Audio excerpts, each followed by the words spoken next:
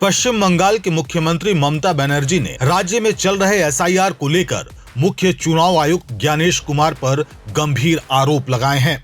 ममता बनर्जी का कहना है कि इस प्रक्रिया में नियमों का ठीक से पालन नहीं किया जा रहा, जिससे आम लोगों को बेवजह परेशान होना पड़ रहा है और कई योग्य मतदाताओं के नाम गलत तरीके से वोटर लिस्ट से हटाए जा रहे हैं।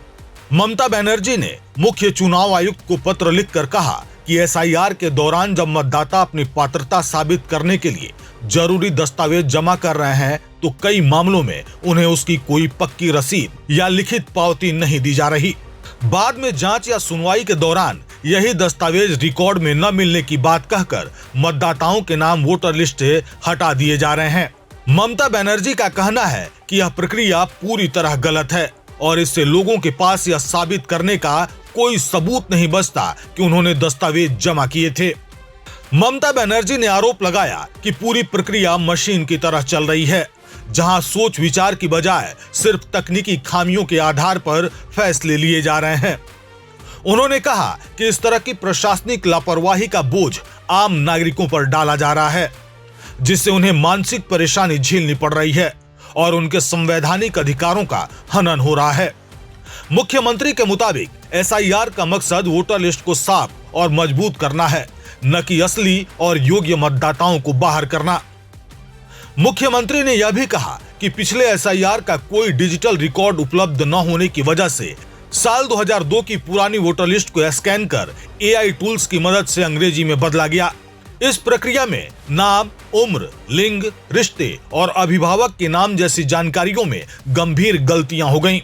इन गलतियों की वजह से कई असली मतदाताओं को तकनीकी गड़बड़ी वाला मामला मान लिया गया और उन्हें परेशानी का सामना करना पड़ रहा है।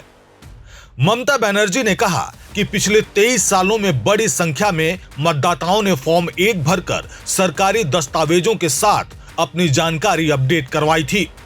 सुनवाई के बाद उनकी सही जानकारी मौजूदा 2025 की वोटर लिस्ट में शामिल की गई थी। अब चुनाव आयोग खुद अपनी पुरानी कानूनी प्रक्रिया को नजरअंदाज कर रहा है और लोगों को दोबारा पहचान और पात्रता साबित करने को कह रहा है। उन्होंने सवाल उठाया कि अगर इस प्रक्रिया को फिर 2002 पर ले जाया जा रहा है तो इसका क्या मतलब है? क्या पिछले 2 दशकों में किए गए सभी सुधार गलत थे? मुख्यमंत्री ने कहा कि जिन लोगों को नोटिस भेजे जा रहे हैं उनके नाम पहले से ही 2002 की वोटर लिस्ट में मौजूद हैं, सीधे तौर पर या उनके परिवार के जरिए। ऐसे में उन्हें दोबारा सुनवाई का नोटिस भेजने की कोई जरूरत नहीं है। इससे बेवजह भ्रम और परेशानी पैदा हो रही है और फील्ड में काम कर रही टीमों को भी लोगों के गुस्से का सामना करना पड़ रहा है। वहीं चुनाव आयोग ने वोटर लिस्ट के इस विशेष पुनरीक्षण को सुचारू रूप से पूरा करने के लिए पश्चिम बंगाल में 4 अतिरिक्त रोल ऑब्जर्वर नियुक्त किए हैं। आयोग का कहना है कि इन अधिकारियों की तैनाती से पूरी प्रक्रिया को सही और व्यवस्थित तरीके से आगे बढ़ाया जा सकेगा।